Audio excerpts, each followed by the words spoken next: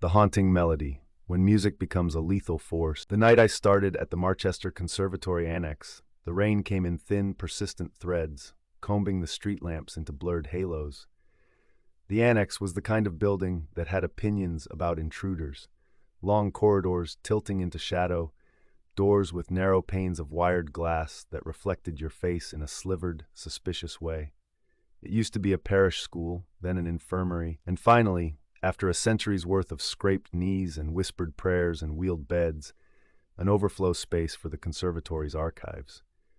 I had taken the overnight caretaker job because it was quiet work and paid a little extra. My duties were simple: monitor humidity in the manuscript rooms, catalog donated scores, and keep an eye on the temperamental boiler. The city had shut down 2 bus lines. Rent had gone up twice. I needed the money. I slipped my key into the front lock, felt the firm give of old tumblers, and stepped into a vestibule that smelled of cold stone and furniture polish. Somewhere above, a pipe tapped, a thin metallic tick like fingernails on a jar. The lights, on a motion sensor, woke in sequence. The empty lobby was a pale, tired blue. I told myself the place felt unfamiliar because it was unfamiliar. A new route through the city, a new set of keys on my ring, a new desk lamp to get used to. Of course, the building would loom tonight. Still, when I walked past the recital posters pinned under glass, perfused with the washed-out faces of former students, the eyes seemed to follow me. Too much shadow, I decided. Too many glossy surfaces.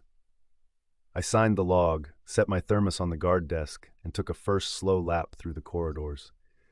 My shoes hushed on the waxed floor. Behind doors to my left and right were practice rooms, narrow, coffin-like, with upright pianos against one wall and mirrors against another. Each had a little blind that could be drawn partway across the glass. Most were at half-mast, which gave the hall a gawking look, as if the rooms were peering out through drooping eyelids. The deeper I went, the more the building had a noise of its own. The boiler hummed under the stairs like a beehive twice removed. An exit sign buzzed faintly. Somewhere, unnoticed until my ears went hunting for it, a metronome ticked, so quiet it felt imagined. Tick, tick, tick. I followed the sound into the library. Archive Room B would have made a good set for a gloomy documentary. Metal shelving, narrow aisles, a long table with green-shaded lamps. Scores in linen boxes, their spines labeled in tidy hand. A corner was given over to instruments, a moth-eaten cello in a cracked hard case, a row of wooden recorders in velvet, a metronome with a missing point on its pendulum. The metronome, of course. It stood on a shelf, pendulum poised, but it was still. The ticking seemed to come from elsewhere, from the air itself, or from the building's own pulse. I turned in place, trying to locate it, and laughed softly at myself. Auditory pareidolia, I thought. Brain making faces out of clouds. I set my bag down and opened the catalog ledger. The night crew's job was to sort donations, assign accession numbers, and move them on to a musicologist's desk upstairs. Tonight's haul was modest.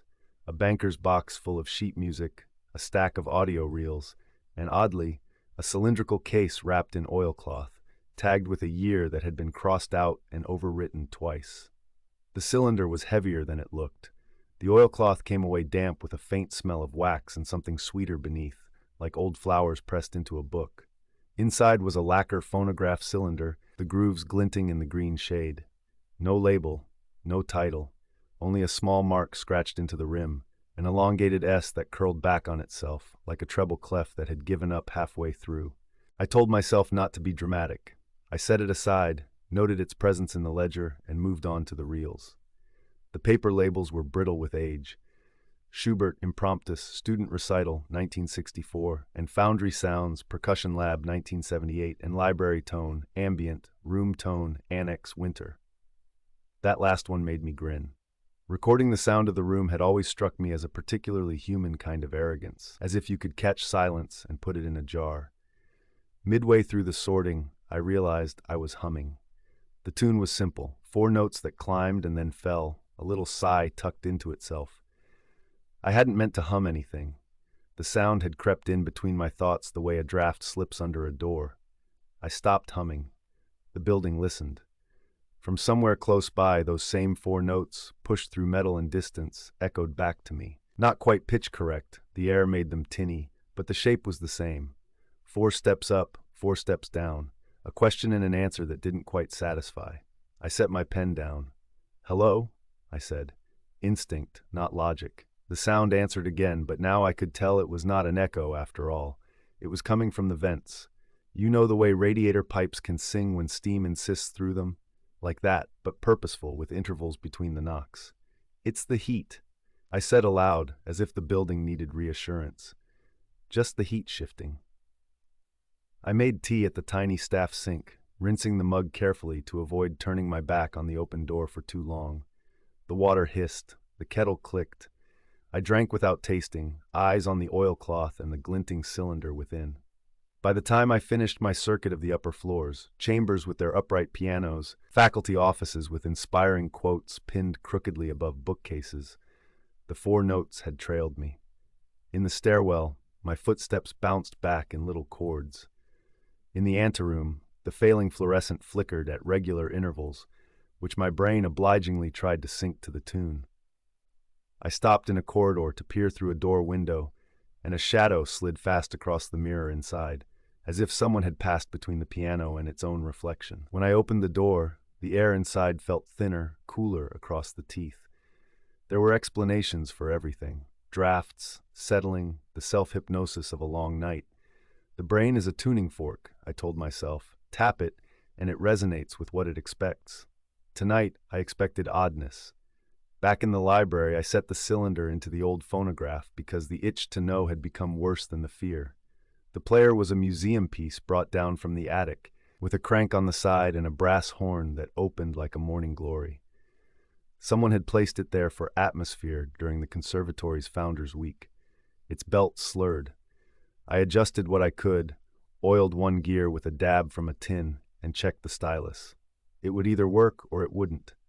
I put the cylinder in place with more reverence than I intended, turned the crank, and lowered the needle. At first, nothing. A faint sandy whisper that might have been dust. Then a tone climbed up out of the static, found itself, and held, pure and steady. Not an instrument exactly, not a voice. It was as if something had decided on a note and became that note through sheer force of will. 4 steps up, 4 steps down. The air responded. Every loose object in the room vibrated in sympathy.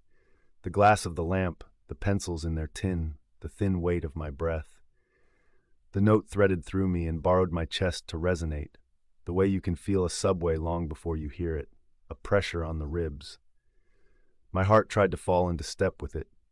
The metronome in the corner took up the beat, its pendulum suddenly alive, but it counted wrong, too fast, and I could feel, absurdly, a kind of irritation rise from the horn, as if the sound itself had ears and pride.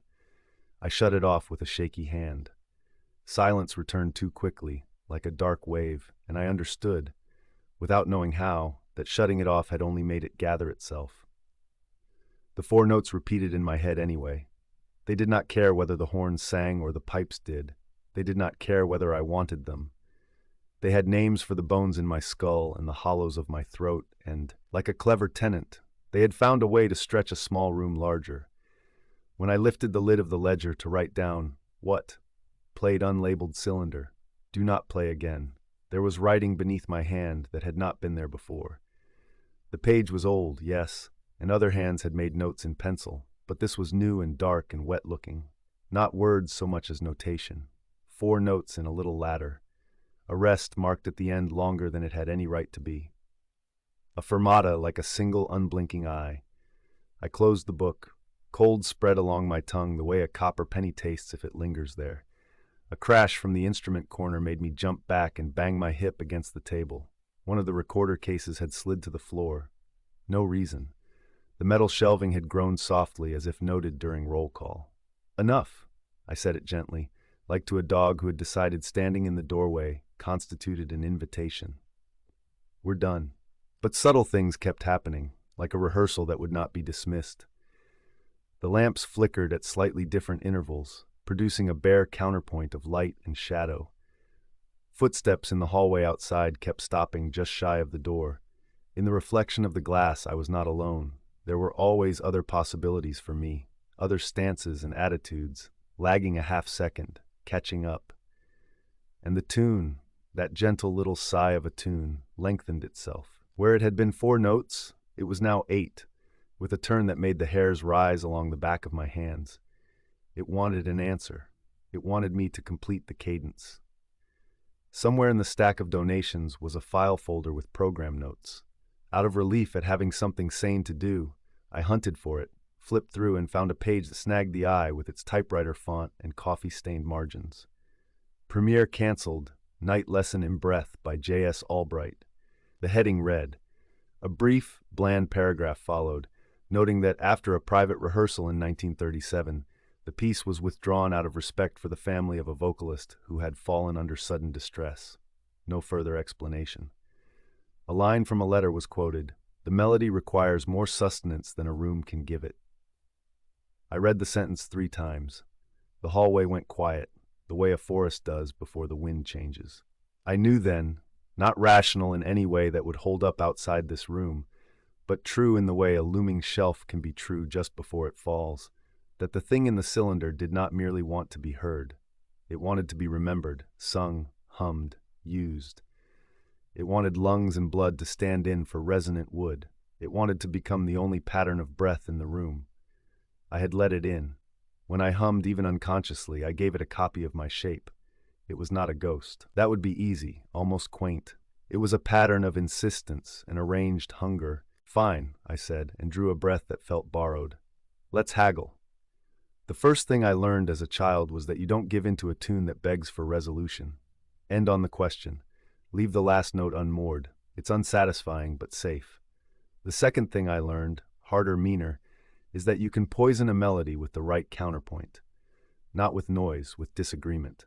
I set the metronome on the table, its pendulum stilled with a finger. I tuned one of the recorders roughly, then deliberately a quarter step off. The cello's A string was serviceable. I found a tuning fork in a drawer and whacked it gently against the table leg.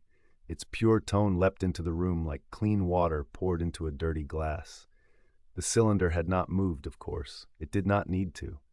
The building had enough angles and hollows to keep it busy. When I set the recorder to my lips and played its first 4 clumsy notes, climbing a step sharper than the melody asked for, the pipes rattled irritably. The lamps dimmed. In the hall, the soft footstep that wasn't a footstep stopped. The air pressed close. I added the cello's open string, droning, and it complicated the recorder just enough to thicken the sound. The tuning fork sat between my teeth, and its vibration traveled into my skull and spilled down my spine. My heart insisted on that earlier, borrowed tempo. I made it keep mine. The thing in the room did not like this. I could feel its desire to smooth me into alignment like a hand flattening a bedspread. It flexed, and the pressure in my ears deepened until my vision browned slightly at the edges. The metronome unhelpfully came alive under my finger, ticking too fast again, eager to please the wrong master. I knocked the metronome onto its back and kept playing. The low hum of the boiler pitched itself to match the recorder, then the cello, and then it gave up and tried the 4-note shape again. It was, temper in the music is a stupid sentence, but there it was, angry. The building was a lung, and it wanted me to breathe differently. I set the recorder down and hummed the parasite's melody back at it, but I refused the last note. I left the cadence open. It is like holding a door politely for a stranger and then never letting go. The room leaned forward. My scalp prickled. Somewhere close, a chair scraped very slowly across linoleum. "You can't finish in here," I said, throat dry, eyebrows cinched against the pressure. "Not with me." The horn of the phonograph, though motionless, seemed to gather light. I don't mean that it glowed. I mean that things around it became subtly less visible, as if brightness had gone somewhere else and decided to remain. The little eye of the penciled fermata on the ledger looked eager, expectant. I cranked the phonograph. The needle kissed the lacquer. The cylinder's copy of the melody should have doubled the one in the air, but I gave it an enemy. I lifted the cello and laid down a drone that did not belong, a thick black line under a delicate sketch. I hummed wrong. I breathed in when the shape asked me to breathe out. My chest hurt the way you hurt if you cry too hard for too long. Noise would not have helped. You cannot scream a pattern to death, but you can deny it the cadence it craves. And when a thing like that cannot complete itself, it turns on its own tail. The 4 notes climbed. The 4 notes fell. They reared and fell again. They threaded through the pipes and the horn and the lamps and 1,000 tiny architectural decisions, and each time they arrived at their last step, they found my refusal waiting. Again. Again. That was the dramatic part, though there was nothing glamorous about the failure. It was work, like holding a heavy door closed while something on the other side leaned and leaned. The ledger fluttered. The penciled eye smeared and then became 2 eyes, then 3, then none, as if ink were evaporating. The pressure released all at once. The lights blinked, unwilling to admit they had been dimming. The boiler reset with a cough. The metronome went still. A hairline crack edged farther along the corner of the ceiling, then decided for now to stop. I lowered the bow. My hands shook enough that I had to set the cello down with care. The phonograph squealed and spun down of its own accord. I wrapped the cylinder again in oilcloth with the tiny ceremony of someone bandaging a bite. There are more prudent choices than the one I made next. I know that. I could have called someone. I could have left. But I had taught the melody, if teach is the word for what I did, that I would not finish it. I did not want to leave it hungry in a building where a custodian might whistle, or a student might open a window at the wrong angle. I took the cylinder to the old chemical storage closet, because the door was heavy and the walls were lined with metal shelves, and some instinct said containment. I found a tin that had once held powdered chalk, dumped the ancient contents in a puff of white, and slid the cylinder gently inside. I wrapped the tin with gaffer's tape until it looked like a ritual object instead of trash. On the lid, with a marker that smelled comfortingly ordinary, I wrote, "Do not play. Room breath." The rest of the night, nothing supernatural happened. The annex was content to be a building again, with its restless pipes and its tired lights and its habit of watching. I made a new note in the ledger, a practical one that would not infect a mind with curiosity. Unlabeled cylinder, compromised. Removed to deep storage. Practicalities save lives, sometimes. When dawn came, the blue went to a gentler gray, the rain grew lazy, and the day custodian rattled in with her key ring and her good humor. The building looked embarrassed by its own intensity, as if caught mid-gesture. I handed over the taped tin and asked that it go somewhere away from rooms that resonated too easily. "You look wrung out," she said. "Bad tea," I said. On my walk home, the city seemed newly unafraid to make noise. Buses wheezed. A pigeon muttered curses to its mate. Someone 2 floors up let dishes clink too loud for that hour. I breathed without counting. That mattered. At the corner, a man waited for the light to change, collar up, whistling absent-mindedly. Not the tune, not even close. But he paused before the last note and, not knowing why, let the phrase dangle, and when his foot stepped off the curb, it did so perfectly with the measure. I let out a breath I hadn't meant to hold. 3 blocks later, in the quiet underpass where the cement carries footsteps in odd directions, the world gave me a little test. The wind made the kind of hollow sigh a bottle makes when you blow across it, and the bottles of the underpass, those arched spaces, had 4 of them in a row. 4 steps up, 4 steps down. The kind of sound a day makes without meaning anything by it. I did not hum. I do not hum anymore. Not in stairwells, not around kettles, not under my breath while waiting for an elevator. When music comes to me now, it is deliberate, chosen, and it ends when I tell it to end. I have learned to leave beautiful questions unasked, because some answers finish you. As for the annex, the tin is somewhere underground now, with the broken chairs and the summer fans and the extra folding music stands. I imagine it down there, a small dark thing in a deeper dark, tied up and thinking of breath. The city above it keeps time, crossing signals and bicycle gears, 1,000 throats clearing, this block's dog and that block's lover nipping a word at the last syllable. A symphony of almost cadences, none of them quite finishing. The melody is patient. It has time. It knows that rooms are lungs and lungs are rooms, and one day someone will open the right door, or laugh the wrong way, or put a finger on a crank out of curiosity and a desire to hear what silence learned while we weren't listening. And when that happens, if it happens, I hope they have learned the trick I learned in the long, thin hours of the annex. A melody is not a ghost you can banish. It is a will you can refuse. It cannot kill what will not agree to breathe along. Most nights that feels like enough. On the others, When the pipes in my own apartment knock in intervals that won't let go, I set a spoon on the counter and listen to it settle, listen to it argue with the refrigerator's low drone. I let the disagreement thicken the air.